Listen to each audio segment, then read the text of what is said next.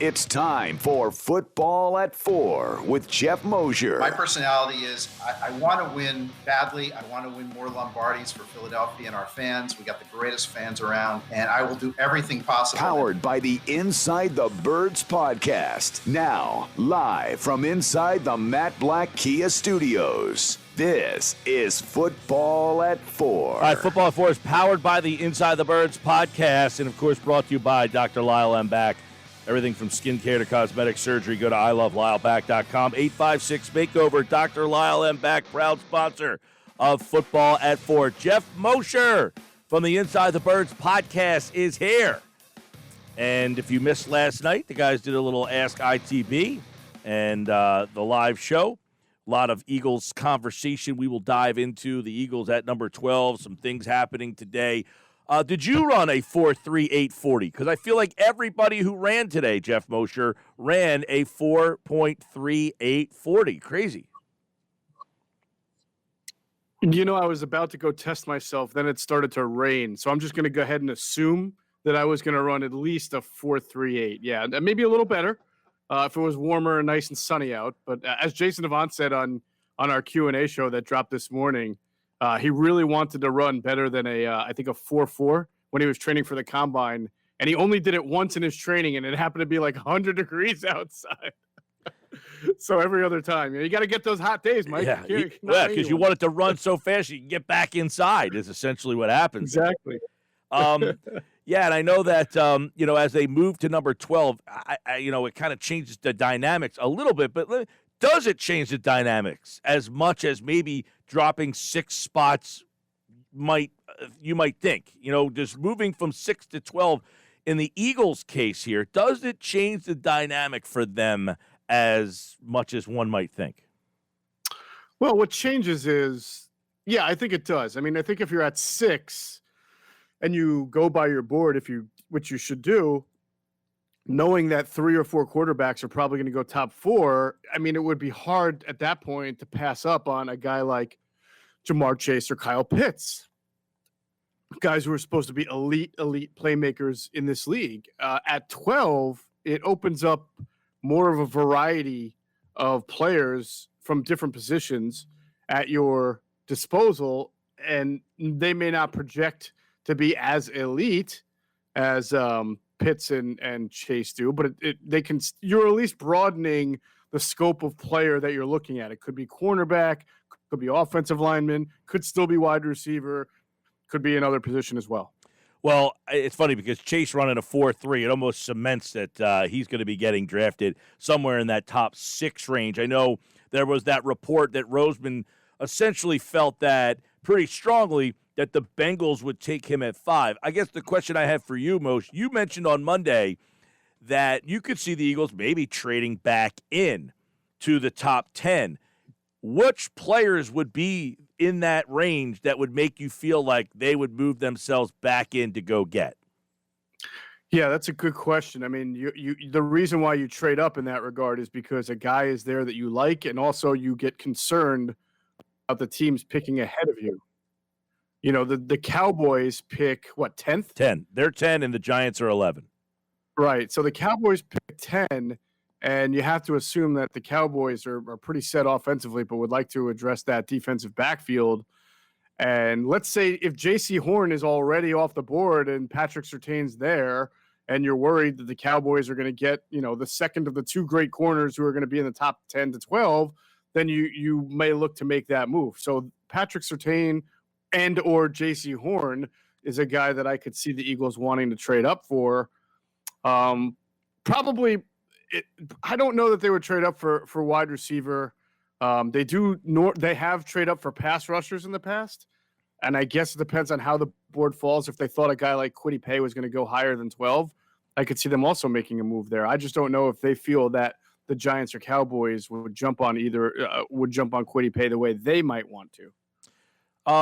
What about Pitts? If Pitts starts to drop past 6, he's at 8 and they're on the board, is he a guy that they would value enough to say, you know what, he was a guy we would have taken at 6. We don't know that that's accurate, but possible. Is Pitts a guy that because you said, I don't know about the receivers, I would imagine because they feel like one of those receivers would be there for them at 12, that they feel comfortable with, but do they feel that Pitts could get to them at 12? And if not, would he be a guy they would be willing to move up 2 spots or so to get? Because he might be a guy, I don't know, that the Giants or Dallas, who you just said defense, but Dallas loves their toys. Dallas does love their toys. I don't know that the Eagles, I guess the question would have to be there, Mike, is what's the asking price for the team that's passing on him? So who picks in that terrain? We're talking about Detroit at 7, right? Atlanta is where they're 4. At 4, right? I forget who's 8. 8 is Carolina. You've got Carolina at 8. You've got Detroit at 7. You've got Denver at 9. Yeah. See, the thing is, I think that there's going to be a lot of movement still left for those last 2 quarterbacks, whether it's, Justin Fields or Trey Lance. So it's hard to know how the board's going to fall because we don't exactly know where all the picks are going to be. So I don't really know that I see a team not in the hunt for a quarterback that's going to pass on Pitts. Now, they may kind of auction it off a little bit, but if I'm the Eagles or another team, am I giving up a future first to get a tight end / wide receiver type player? Probably not. That's you do that for a quarterback, maybe for a pass rusher. So, I just don't know if the Eagles are going to want to give up some of the draft assets that they've collected to go up and get a non-quarterback and a non-pass rusher type player. All right. This scenario was brought up from Jay, who's watching the show on YouTube. He says, Mike, would you trade back again to say like 20 for another first round and mid-round pick and still get a solid player? Is there, because I was looking at the draft board and saying, obviously New England would try to get a quarterback. If there's a quarterback at 12, the problem to me is 13 and 14 don't need quarterbacks. So the Eagles would really have to convince somebody either A, that they want a quarterback, or that someone behind them, and the only team I could really find is maybe Pittsburgh at 24 to say, look, Roethlisberger, we need to get a guy, but that's just not their DNA. They are not a trade-up kind of team, and they're pretty far back. So trading back for the Eagles and adding another pick in next year's draft, is that a viable thing that you can see happening? Listen, I never slammed the door on anything, and I think you bring up a good team like Pittsburgh, which did trade up 2 years ago to get Devin Bush. So although it's not what they ordinarily do, they'll do it if they identify. This would be pretty far. You'd be moving up 12 spots. Yeah, but that's the kind of team that would probably look to do it because they want to take advantage. They don't want to have that year off. They went from Cordell Stewart or whoever to Ben Roethlisberger. They've had it nice there for a long time with Ben Roethlisberger, and I think that they like to emulate the Green Bay model of just going from one to another without too much of a lag in between. But from the Eagles standpoint, Mike, how much this is going to be the year of kicking everything down the road, from salaries on contracts and guaranteed money to then draft picks. If you're trading with Pittsburgh and you're moving out of 12 and into the lower echelon of the draft, you're really, when you compare to where you started at 6, you've really taken yourself statistically and percentage wise out of an opportunity to get a real, no doubt, I don't want to say no doubt about it, impact player, but obviously from a percentage point, you're getting into the point now where at the lower end of the first round, most teams don't have 32 guys graded as first round picks, which is why you see a lot of movement in the last part of the first round. And you'll see a lot of, guys pick between 22 and 32 that just, they're called busts because people expect that they're first rounders, that they should be great, but they're more like Nelson Aguilar's. They're never great. They're pretty good. They're just not those top 15 type guys that you always think of. So I don't know if you're the Eagles and you're trying to turn over this roster and replenish it, that you'd make that trade with a team that next year you get their first round pick, but the Steelers next year's first round pick could just be a 24, 28, 30 type pick. They could be a pretty good team. So I don't know if I would gamble on all that. Yeah, I know this one's interesting because Alfonso is watching on Facebook, and he says, I hear the Eagles are looking at Terrence Marshall Jr. Tell me about him. Now, he ran a 4.38 today. Kadarius Toney, who apparently they met with last week, he ran a 4.38 today. These are guys that we could tell Alfonso the Eagles may have been interested in at 37, but if you're running a 3.8, you may not be there at 37 anymore. I just don't understand. How are guys who weigh, these receivers who weigh like 200 pounds at most, how are they, and guys like Micah Parson and Owens and Pitts, like how are they all running the same 40 time?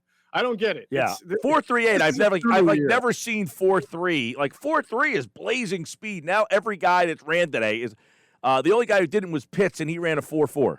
Yeah, like I can't wait to see what these guys like Rashawn Slater and the offensive lineman for Penei Sewell. These guys are going to run 4.7s, and it's going to like blow everybody up. Oh my God, the offensive lineman. So, but to be real with that, Mike, I do in speaking with some NFL personnel lately, I think that they're taking a lot of these times with a grain of salt. It's important for them to match the 40 time with the tape time, but I think they're going to rely on the quote unquote tape speed a whole lot more than what the clocks and the guns are saying this year. Good. Yeah. I mean, to me, and this is like another reason why, like people said, Roseman got he got the pick in next year's draft. I think the Eagles prefer to pick in next year's draft. I think most teams preferred, because this year's such a crapshoot of like not knowing, couldn't be in person in a lot of games, didn't have a combine, like all that stuff is, you know what, I'll just add picks to next year's draft and kind of hope that I get a better understanding of who I'm dealing with, as opposed to, hey, I'm just watching this guy on tape. I mean, guys, you talk to all the time. It's different watching a guy on tape and watching him in person. Yeah, it is. And the way you phrase it that way, I have not heard that yet from someone in the NFL community, but it certainly sounds like something that could be one of those unintended perks of doing a deal like that, where you feel like you'll have a better opportunity next year to have more accurate information that you gather on players. All right, Elliot throws this scenario. Patrick Surtain or Horn, in other words, a corner at 12, and a guy like Marshall get your wide receiver in the second round, or Smith Waddle at 12 and Asante Samuel, get your corner in round 2. Which is more attractive to you? Well, I'll be completely forthcoming. I don't know much about Terrence Marshall, so other than the fact that he's one of many people who ran a really fast 40. For those of you out there, Terrence Marshall's LSU speedster, yes. Big guy, 6'3", right. I mean, a big dude. They see 4.3 is like DK Metcalf numbers. I know, it's kind of ridiculous. As far as the Surtain Horn argument at 12. I guess it's, would you rather one of those corners if they're on the board, or one of those wideouts? Like if any of those 4 guys are on the board, boom. I think, listen, you know how I always answer this by saying, well, whoever you have highest on your board is who you should take. But in this scenario that's laid out, I think what makes more sense for the Eagles is corner the first situation, Surtain / Horn, and then Marshall, instead of Smith Waddle and then Asante. However, I would most likely say I think the Eagles are going to have a defense-heavy draft anyway. So it wouldn't surprise me if they went, and I hate when people say this because I disagree with it. Like, if you take Surtain 12th overall, it doesn't mean you can't take Asante Samuel at 37th. Like, you can't – if that's who your highest-graded guys are, I mean, this team certainly needs more than one cornerback. Yeah. I hate this whole, you took a guy in this round, you can't take the same position in the next round. And maybe a quarterback, but every other position is off limits for that. I mean, that's silly. You get the best players you can get. Did you covered Asante's father, right? Yeah, I was talking about this with Adam last night on the live stream, that the best thing about if the Eagles draft Asante Samuel Jr. would be the interaction that he might have with Paul Domowitch of the Philadelphia Daily News, because Asante Sr. and Paul had some very memorable and funny interactions at training camp when Asante I know Paul once wrote something critical of Asante's tackling. Asante didn't take to it, so he would yell at Paul on the sideline. And then a week later, he found out that Damo was the only one in the area that had a Hall of Fame vote. So the next day at camp, he comes out, Damo, I love you. Everything is in the past, right? You're my man. I got to be nice to you. So what I would love to see is, and it can't happen because he only has 2 daughters, or none of them are sports writers, but it would only be appropriate if Damo had a son or daughter covering the Eagles who then could write something about Asante Samuel Jr. That would be perfect. That's a good story. Geoff Mosher, Football at 4. A couple more. If you have a question for Mos, put it into the chat, and we'll get into it. We have other stuff we want to get on, too. This one's interesting from Dominic. He says, years past, there's been debate as to who's running the draft. 2021, I don't think it's ever been more clear. It's Roseman's draft. No Reed, no Kelly, no Peterson, no excuses. Let's see how this goes. Is it, in your mind, I think there's been murkiness of when Kelly was here, what happened there? Did Kelly get power? At what point did he get power? When Roseman and Reed were together, did Reed pull all the strings? When did Roseman get more say in the Reed drafts? Mm-hmm. When Peterson came in, how did the dynamics of those drafts go? Was it a three-man type of conversation? So there's been a lot of ambiguous conversation. But is this now Howie Roseman saying, all that is gone, I'm making the moves, and if we fail, you can now blame me? I don't know that will ever be the case for him. Yeah. And let's clear this up, because there's one name missing from Dominic's list. No Reed, no Kelly or Peterson excuse. I don't see the name Jeffrey Lurie in there, who has also been, as we've talked about, more heavy-handed in draft day decisions. So, look, I mean, when Andy Reid was here, he was the highest-ranking person on the personnel totem pole. So he's responsible, so to speak, for any draft pick that was made. Howie then, Howie was making the picks for the first 2 years. He was picking players for Chip Kelly's scheme and system, and obviously with Chip Kelly's input in mind. But the GM makes the final. It's the GM's job, Mike, and you know this, right? To be collaborative, take all the information, and then decide based on that who the pick is. So when people say Doug Peterson excuse, no, I know it's been leaked that Doug Peterson wanted this kind of player, so Howie leaned toward him. That shouldn't be a knock on Doug Peterson. Howie is the GM. It's his job to make the pick, and he's the one that's got to take all the information, process it, not favor one department over the other, but just make the best pick in the interests of the franchise. And if the pick doesn't work out, that's your fault, Howie, not the people that you solicited advice from. Yeah, I mean, I think if you can look at some of the things that we should be critical of about Howie is maybe he takes in too much information and doesn't take a definitive stance of no, but maybe that's the Eagles. Maybe it's not him so much. That's the organizational philosophy is you get a say, you get a say, you get a say, and you don't get to – and Roseman doesn't have the personality to say, I don't want to hear from you guys. This is what we're going to do.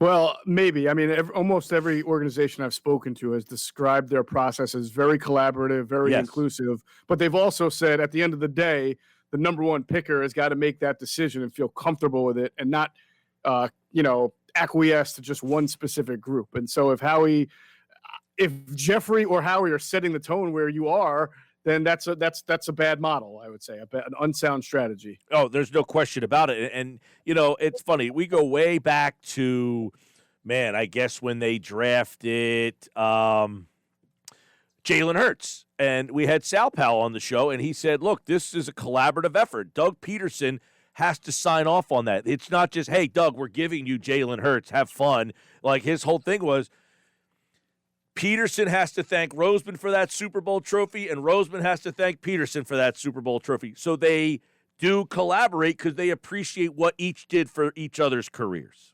Yeah, that, and plus everybody, whether they want to admit it or not, wants to have a little bit of say and a little bit of input. Even Doug wound up saying that at the end. I'd like to be more involved in some of the, at least have my input on some of the drafts, because the coach has got to coach the players.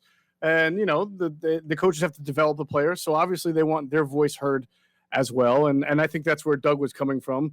We've said it on Inside the Birds. The decision to draft Jalen Hurts was very much a Howie Roseman, Jeffrey Lurie decision as well. I mean, so I'm just telling you what I know. If Doug went along with it, that's great. If Doug has been the type of guy to just, as you've seen publicly, kind of go along with what ownership and management say. So I don't know that he was against it. I don't know that he banged his fist on the table for it either, though. A couple quick things. Team needs, as we look at this, they're at 12 now. They could go a variety of ways. But what do they what's in the middle area that they want to target and end up with? Because once you get to the middle area, are you going best player available, or at that point do you start to fill needs? I personally say, and not me personally, but just from the research that I do, it's still always best player available. Like, again, I hate doing this because people think I'm biased for some reason, but I use the Steelers because they do draft very well, right? They had some pretty good receivers going into last year's draft.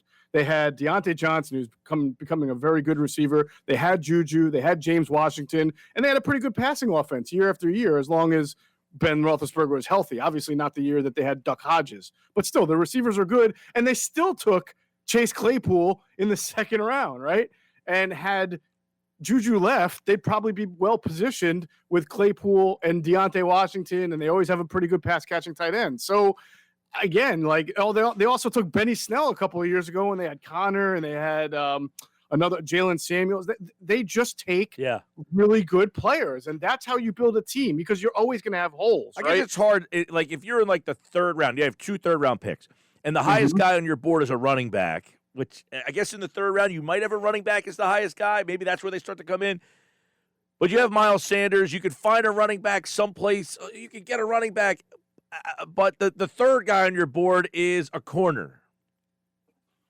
Listen, I asked Daniel Jeremiah this question on his press conference last month. I said, why do teams always say their best player available, but then others who say it don't seem to do it, right? And he said, look, the temptation is tough. A lot of times GMs have their jobs on the line. A lot of times they want to follow their board, but they know or they expect that certain players are going to fix certain positions. But when you do that, when you draft, for example, J.J. Arcega-Whiteside in the second round, thinking he's going to take over for Alshon Jeffrey in a year, and the guy can't play, you wind up biting yourself in the rear end anyway.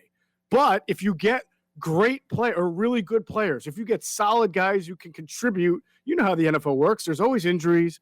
There's players who can play multiple positions. You get good players, you get them on the field, and they perform for you well. It covers up your areas that you're deficient in. If the Eagles had taken, for example, J.K. Dobbins last year, who they really liked, instead of Jalen Hurts, right? Miles Sanders missed, 3 games last year? 3 or 4 games? I mean, who's to say Dobbins wouldn't have filled in and done really well and helped them win games? At the end of the day, you're looking for as many players to help you win games. All right, don't forget the Inside the Birds podcast drops tomorrow morning at 6. You guys did Inside the Draft with Greg Cosell, Q&A with Quentin Michael and Jason Avant. That is up at InsideTheBirds.com. And, of course, Adam will be here on Friday. Andrew's back tomorrow. We had a good draft conversation with Andrew yesterday. Got us a great soundbite that we've been using all day out of that with him perplexed that the 49ers had Mac Jones going to them in a mock draft at number 3. So that was good conversation. And, of course, Inside the Birds podcast, 6 a.m. tomorrow with more on this NFL draft. Check out the Greg Cosell stuff. It was really informative. Geoff Mosher, like all guests, appeared via the Boardwalk Honda hotline at Geoff Mosher NFL. All right, man. I'll talk to you. All right, brother. Have a good one. He does a great job. Of course, the podcast is always good. Football at 4 is brought to you by Dr. Lyle M. Back. From everything from skincare to cosmetic surgery, go to iloveLyleBack.com or call 856-MAKEOVER for Dr. Lyle M. Back, proud sponsor of Football at 4.